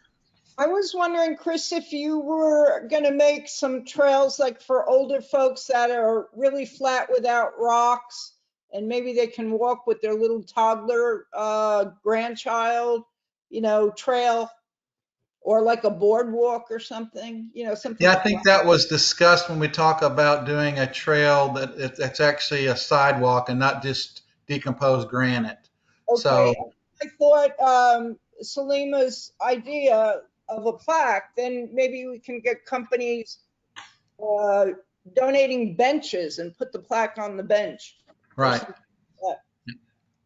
No, the good thing is it's not infinite, but there's a lot of things you could do out there. And that's what I'm wanting there's no idea too crazy on that. I asked my 20-year-old son, I said, what would you like to do out there? He said, Dad, why don't you hold the biggest hide and seek tournament ever? And I looked at him like, that is stupid. I didn't say that to him because he's my son, but I talked to more people. They go, I would love that. That would be so awesome. I mean, who hadn't played hide and seek? And it's but it's those type of ideas of, hey, look, nothing's too crazy. That's why we're here. And the crazier, the better. The more times they can see. Have you seen? I mean, if we did that, Austin would go nuts with that. They're weird anyway, and you're going to hold an adult hide and seek tournament, yeah, and it's going to be successful. It's going to drive people to Lago Vista. So that comes from somebody because you asked them. He said, I wouldn't go out there if it's an athletic complex, but if you held a hide and seek tournament, I'd be out there. I mean, Pokemon Go. Did you know what happened with that years ago? That thing went nuts. But that was somebody just have an idea about, let's try that. Those are the things I want to do. Those are the things that drive me to do this. Chris, earlier you mentioned that you ran a kite festival in another town. That might be a really cool way. Maybe people just don't know what all they can do out there yet. And maybe we could do something like a kite festival for a fundraiser for some of our projects and kind of show people these things. Because sometimes it sounds so silly, but they just don't know that they have the permission. I had no idea what a kite festival was either. I offered it in Sugar Land. I had 27,000 people come out to it. The very first one I did, someone called me on the radio and said, Chris, you need to get out there. They're cutting everybody's string. I'm going, why would they do that? Because it's called, it's a fight. It's a kite fight. It's something that they do in these things. So, well, the one in Austin is so big that, like, I grew up there. I don't even feel comfortable taking my kids because it's just overwhelming. Right. So I think if we offered something like that people could come out to the hill country and we have such a more beautiful view at that park. And you know what I mean? Again, we could pull in the food trucks. And I think those kind of fundraising ideas where you're also getting the community out at that park and utilizing it would be a really cool way to kind of get the ball rolling on and you could do some of these ideas. Kite flying in that Great Lawn area too. I mean, part of what I want to do is, if I can, very altruistically, is just build memories too. You guys have memories when you went out somewhere and did something that was a fun event and all that. That's sort of what this is. That's what Lago represents. So just nothing's too weird. If you have a great day and it's a great park, well, then you're going to have a good time to start with, So, but yeah, keep coming with the ideas, and then I can try to see if I can get some money to do it. Chris, you talked about the possibility of a splash pad somewhere. Does that include those? How like when you go to other cities, you'll see. It's like in the cement or in the concrete, and they have the little holes the water, squirts out of. Is that the kind of thing you're thinking about? That's it exactly. And I already have a bid for when Josh Ray said, Mobley, if I get you that piece of property on it, what do you want to do? I said, I want to do a splash pad. And I went and I got a bid for it too. Yeah, it would be the concrete, and it'll be Lago Vista's logo in the concrete. It was maybe $120,000, $150,000, but it's like, what can we add to the inventory? I thought it would be good at City Hall because it would start to be the community gathering place. The library is going to be fixed, and we got this, and you got Memorial Park, and you got this over here, and a splash pad or a nice urban playground. What I did when Josh was here, I just started researching things and pricing things out. So if I was asked about, where would what about a dog park? What's that cost? What's a splash pad cost? So I've done the research, just waiting to see when we get to pull the trigger and where it needs to be. So, but splash pads are great. You could you could open up in April and close down at the end of October. And so you're getting some kind of activity for 6 to 7 months instead of 3 months of a pool, and that's it. A lot cheaper. I don't have to hire people to watch over it. Done right, it's another art piece. If it lights up at night, it's kind of cool. So But yeah, I've doing a lot of research on if I do get money, where do I want it and what can we do, that type thing. Is that something that could Hey, go in on that property over next to the PD, a splash park, a splash pad and a dog park or something, or is that not I, land I, dedicated? yeah, I suggested the dog park idea and it didn't go over very well. But sometimes you have people like your idea or not. I think I think there are plans for that piece of property back there. I don't know. I know the original plan. Darcy's thankful there that isn't gonna be what they said it's gonna be. So I'm not real sure. But that is another piece of property that we could possibly put some kind of recreation activity at. That's part of the inventory. So I just people tell me no, and sometimes it's a good idea, and then you put it in your back pocket and you pull it out 3 years later and it's accepted. You just got to keep plugging away. So I think that a splash pad would do well there. Yeah, it's something we can recommend, right, as a committee. And absolutely. Listen to us or not, but yeah, I think that property looks interesting to me because there's a downhill part to it. You can see kind of across the canyon there from Outpost, even because they've cleared out more around Outpost. Right, and that just looks like an interesting opportunity for me. If you're wanting to develop Dawn Point, which I think really could be something, it could be the thing when people come into town, they know they come down Dawn Point. You've got the sculpture there. We need some restaurants and some shops down there. And then you go all the way to the circle. I mean, this could be a nice eclectic looking little downtown because we don't really have one. Put the utilities underground and make that look better. There's a lot of potential there too. I don't know that that's necessarily parks, but it could be. Yeah, because it is larger than parks, but to me, there's that whole city center concept, right? The municipal center, but the idea is it's walkable and there could be shops there and there could be nice little park areas and benches and stuff. I mean, other amenities.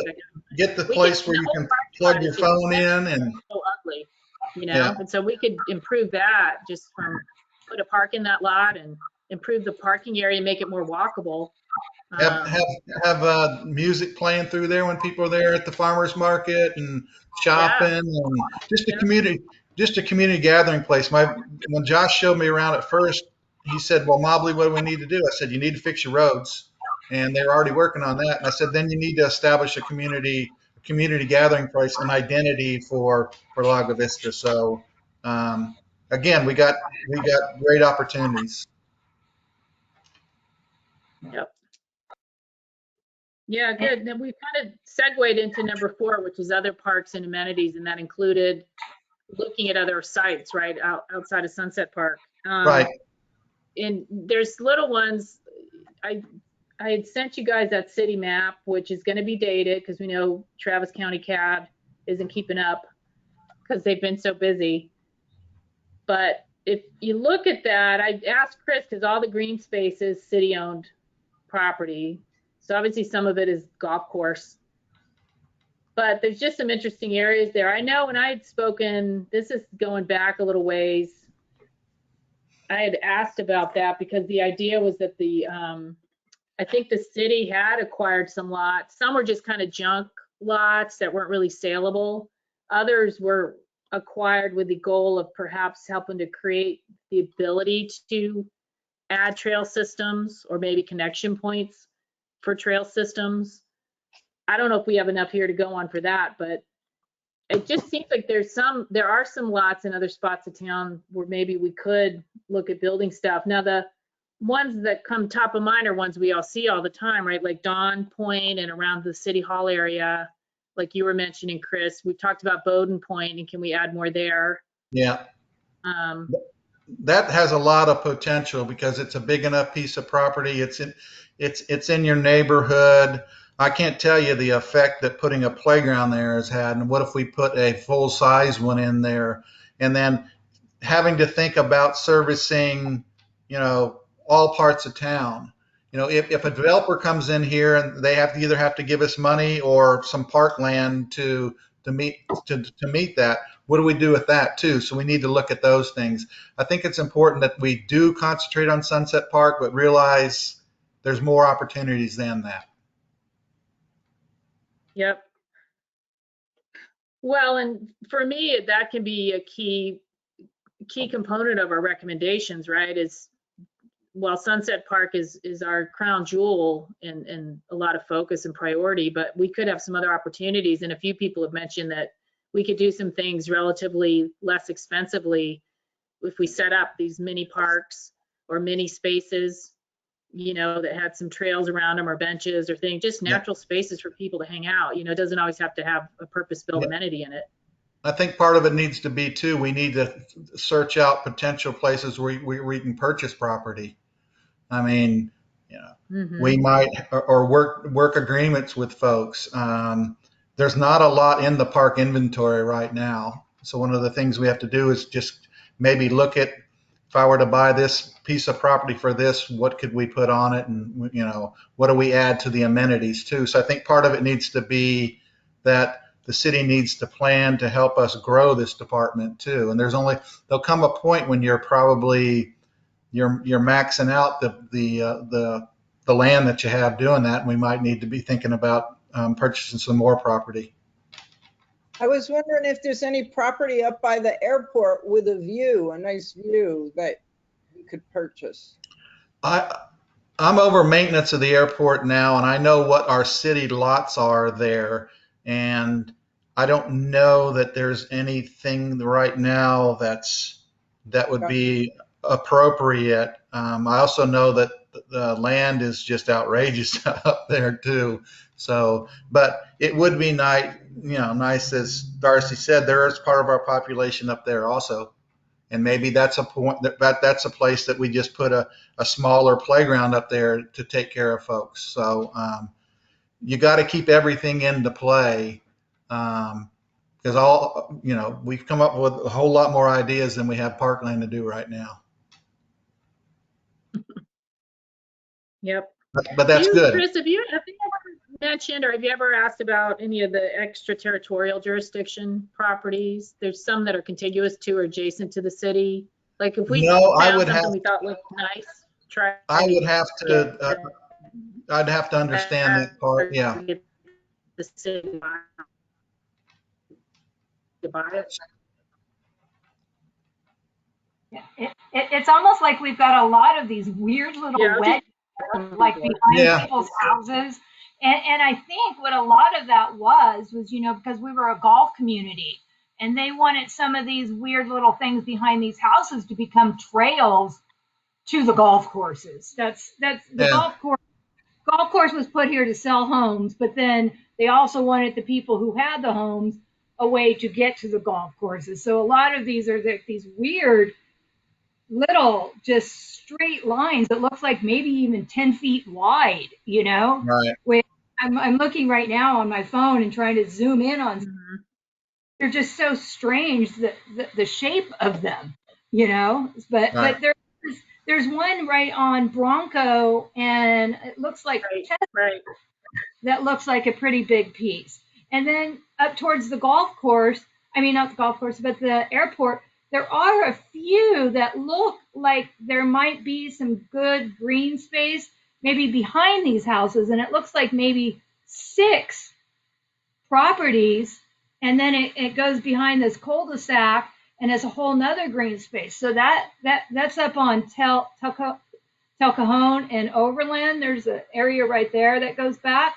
So that might be another little area that you could put those little small pocket parks that connect to each other with that little tiny strip of you know? Yeah, I'd like to be able to identify those next time and maybe get some acreage on those so we have a better idea. Can this be used for something? Because the map that I got, it wasn't detailed enough for me, but I need to go back and get that detail to say, can you tell me, is it 0.4 acres? Is it, you know, so we can have a better idea if that could potentially be something that we could use in the future. Yeah. Yeah, because even connecting parks where it's more walkable or bikeable, we desperately need that, and it's going to be forever before we get a real sidewalk system. Yeah. You know, on our main roads where it's safe, kids to bike. Yeah, Karen, I'm good. gonna have Okay. to leave soon. Well, so what, I go just ahead. want to throw out that if anybody wants to be on the board of directors of the nonprofit that we're gonna have, send me your name. I can't get the EIN number until I have everybody's name for the board of directors.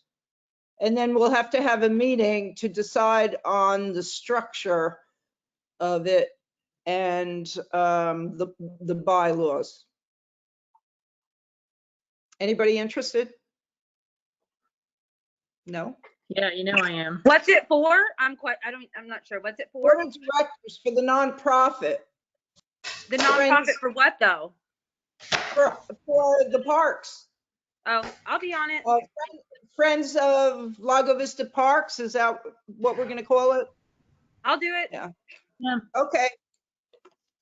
Well, So- Irene, it's on the schedule for Wednesday's meeting too, where I had a feeling we wouldn't get through all the different components of our planning.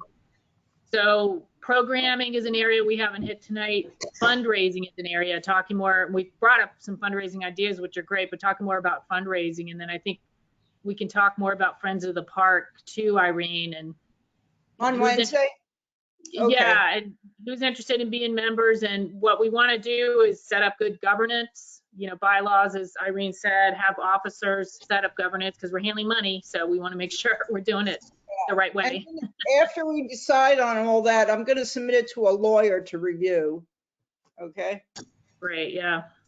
Perfect. Okay. I got to go. Bye. Okay. Thanks, Irene.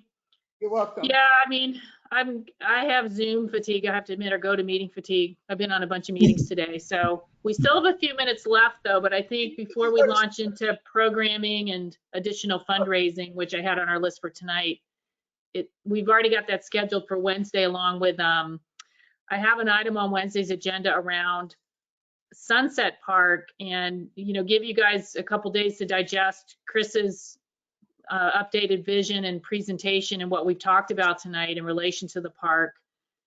And then let's talk about it some more on Wednesday's meeting, because if we want, we can kind of have an action item to say, let's do a communication through Shalane or a written communication or both to city council supporting this vision, swapping out the 2 ball fields for this other stuff. And we're supportive of that. And we're helping, in any way we can in terms of the budgetary, mapping out the budgetary ramifications and all that kind of stuff, if we're in support of that. So we can talk more about programming as well during Wednesday's meeting, and then any additional fundraising ideas that we have. So that's kind of the general plan. So anything else you guys want to discuss now while we're still on? I'm just excited that we're looking at another direction other than a sports complex. And that's big because I'm a baseball guy and baseball coach and all of that. And to be giving up 2 playing fields for something for other inclusive kids, I think it's amazing. I think it's about time. Yeah, I'm missing my 9 and 10-year-old team that I volunteered to coach in Balcones to be here today, but I'm actually coaching with my middle son, so I'm just in heaven. This is just awesome. I think it's amazing. But I think baseball, the participation is dying a little bit, and we just have to realize that. So I'm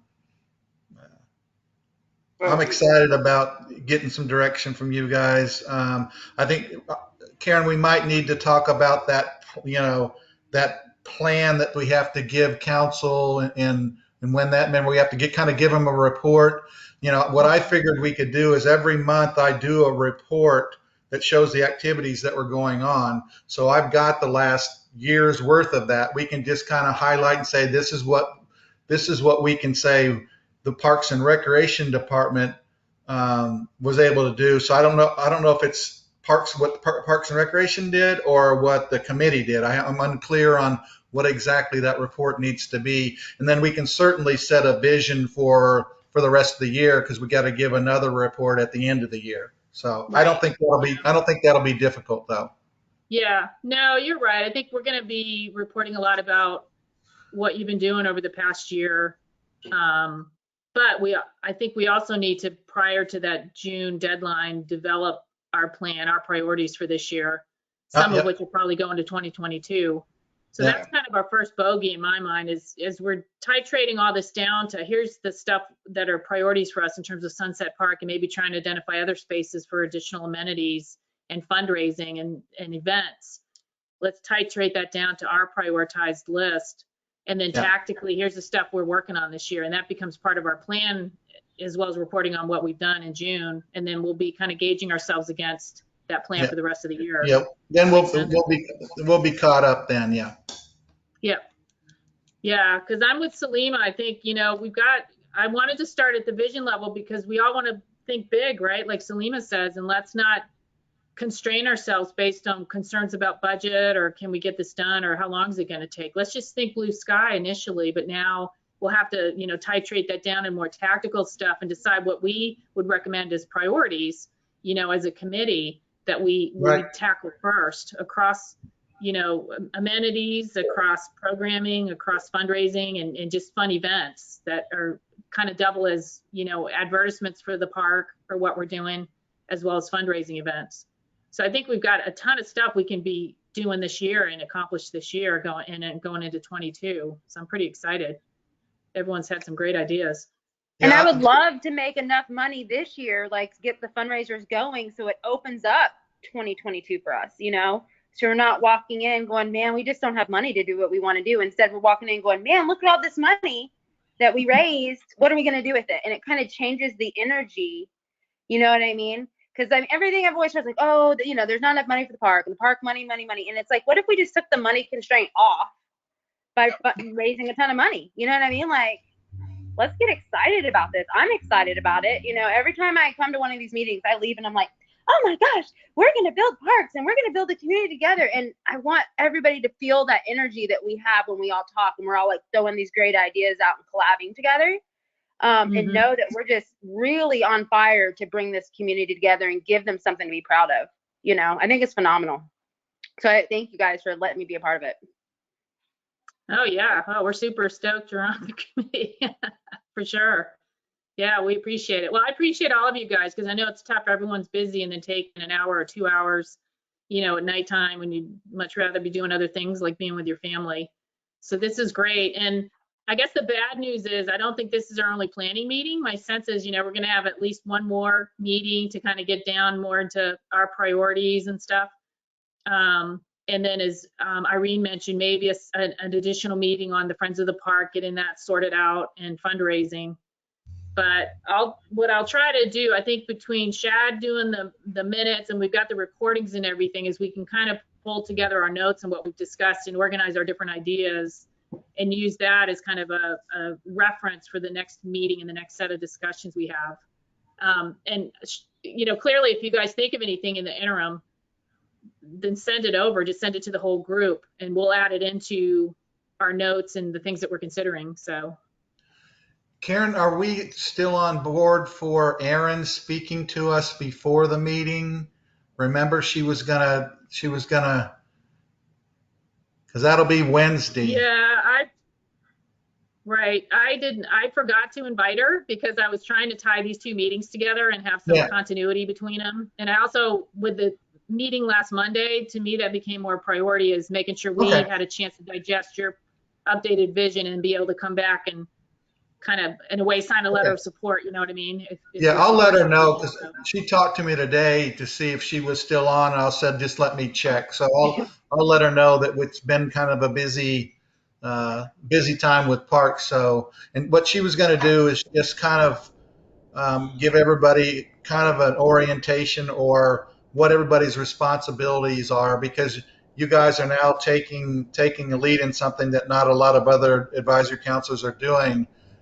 So we just want to tell what everybody's place and role was. So we can do that. We can do that at some other time because it sounds like we're going to have a pretty busy Wednesday meeting also. Yeah, we can always put it on the agenda for the May meeting, the regular May meeting. Yeah, and that's just my bad we could either keep her on the agenda this month if she's still ready to go and do it toward the end of the meeting, because that was going to be more an executive session type of thing, not the public meeting. I think we can wait. You know, she's fairly busy too. Sometimes she doesn't leave till 9 o'clock at night. So she's she's got a pretty good plate right now too. So I'll just let her know that we'd still like to do that, but we'll just push it to, did you say in May, Shalane? Yeah, we can do it. Yeah, Yeah, just it's, yeah, good that idea. way it doesn't Yeah, get too far off. Yeah. no, I know. And I've got this laminated sheet on Robinson's Rules of Orders or Robert's Rules of Order, whatever we're using now. And I may have a PDF of that. I thought I'd send it to you guys, but maybe not. If not, I can send it to everyone so you have it. As you can tell, we're pretty much discussing, we're not being formal and recognizing people, blah, blah, blah. But in cases where we're having motions and action items to vote on and stuff like that, we just need to make sure we're following the proper protocol. No, this has been a very helpful meeting. I think we're really off onto in the right way on this. And I think we're going to have a really good end product when we say, this is what PRAC is doing, this is what the department's doing, this is direction we're going. You know, usually you have to beg people to be on these committees, and it seems like now we have people that want to be here, that want to contribute and want to see some good things. So it's very refreshing. I mean, just think about where we were a year ago. We couldn't get quorums, and we couldn't, you know, that's just what the truth was. And now we've got people that are 2 days a week are meeting to discuss this. So very pleased that we're going in the direction we are. Yeah, absolutely. Well, and I'm excited because I think we're going to have some field trips coming up. Like, I want to check out Lakewood Park that Salima mentioned, but then I think even if we're looking at these city-owned lots and we want to see what they're all about, that would be kind of fun to go as a group or even a subset of the committee, if not everyone can make it, and tramp around some of these places and check them out. There you go. So I actually hiked Sunset Park the other day and went up there and walked around and checked some things out. I kept going by it, you know, because I go to Marble Falls all the time. But it was like stopping before the gates were open. It was like, why stop? And now that it's open, I was like, well, I'm actually going to go there, you know. So I actually took a morning and went there, and I was happy that I went, you know, to see what's going on. And I think it's important that we all kind of see what Chris is doing out there. I couldn't find the scent garden. I couldn't find yeah, it's when you turn into the parking lot, it's right to your left. And it's actually in that grove of trees there. So I've got a sign for it, but it's down closer to the scent garden as opposed to in the parking lot. But yeah, we got a lot of positive vibe on that too. It's very nice and everything down there. So and I've got now people at least knowing where the park is because they were driving past it saying, and I'm saying, well, if you go to Lakeside to Sarah, it's too far. If you've only go to the church, that's not far enough. And now I'm trying to educate people with the signage that I have about where all the amenities are. Most people saying they couldn't find the trail, but now I think everybody can find that. So we're making headway. good. Okay. Well, 7:59. I'll let you guys go a minute early. All right. Thanks, Thanks, everybody. Karen. See y'all Wednesday. Minutes. Thanks, I'll take everybody. tomorrow. I gotta go.